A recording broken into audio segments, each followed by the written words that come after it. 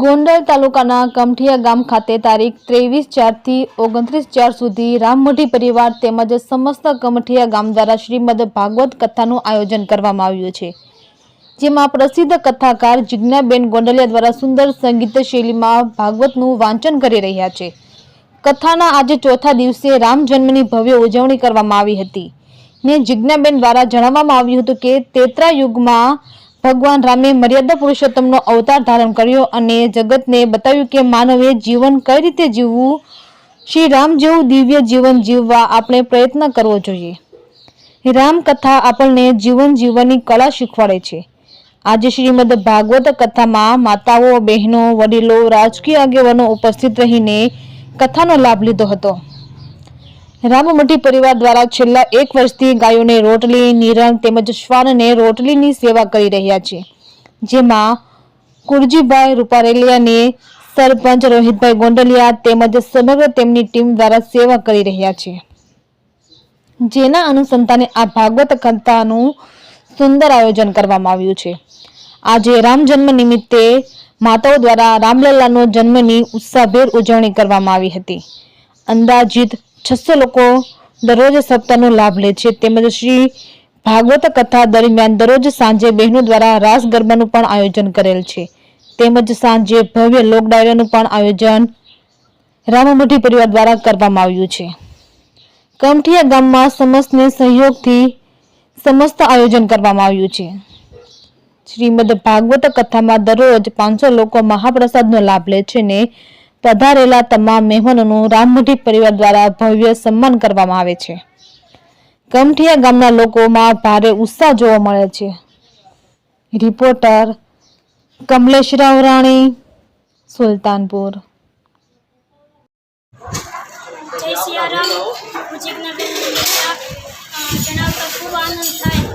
કમઠિયા ગામના આંગણે ગોંડલ તાલુકાનું કમઠિયા ગામ, ત્યાં રામમઢી પરિવાર કે જેમના દ્વારા ગામમાં સુંદર મજાની સેવા દરરોજને માટે થઈ રહી છે।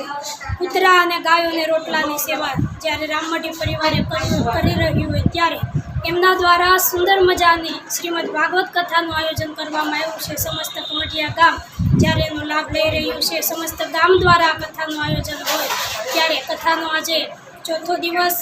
આજની કથામાં રામ જન્મોત્સવ અને કૃષ્ણ જન્મોત્સવની ધામધૂમથી ઉજવણી થઈ રહી છે। સમસ્ત કમઠિયા ગામ અને આજુબાજુના તમામ ગામના લોકો આમાં જોડાઈ રહ્યા છે, ત્યારે આપ સૌ પણ કથામાં આવો, કથાનો લાભ લ્યો। જય સિયારામ, જય માતાજી।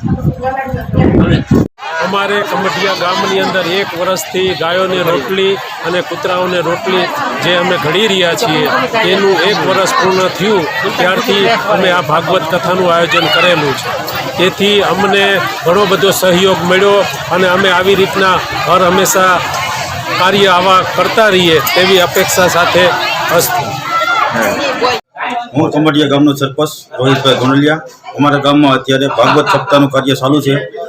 તેમાં ગાઉની રોટી અને ગાઉની નીણ અને કૂતરાના લાડવા અને બધી સંસ્થાનું કામ કરેલું છે અને અમારા ગામ સમસ્ત ભાગવત સપ્તાહનું કાર્ય ચાલુ છે અને પૂરા ગામથી જોશ ને અવાજથી અમારા ગામમાં કામ ચાલુ છે અને ખૂબ ગામની લાગણી છે બધા લોકોને અને કાયમી 400 થી 500 લોકો ભેગા થઈ અને અન્ન એનો ભોજન લેશે બધા અને ગામને પૂરેપૂરો અમારે સપોર્ટ છે। અને આમાં કેવા સેવાકીય કાર્ય થાય છે? આમાં અમારે તો ગાવું હોય તો ભલે, કૂતરાનું હોય તો ભલે અને માણાને કોઈ પણ તકલીફ પડી હોય તો ભલે, હરેક ગામ હરેક વસ્તુમાં અમારું ગામ ભેગું જ હોય છે। દરરોજ કેટલા માણસો જમે છે? અમારે અહીંથી 400 થી 500 માણસ લગભગ જમવા આવે। અને આમાં કેવા સેવાકીય કાર્યો થાય છે? આમાં અમારે જો અત્યારે કાર્ય ચાલુ છે તેમાં પહેલાં તો ગાવુંનું છે અને કૂતરાનું છે। એમ નહીં, આમાં દરરોજ કેટલા માણસો જમે છે અને કેના અનુસંધાને સપ્તાહનું આયોજન તમે?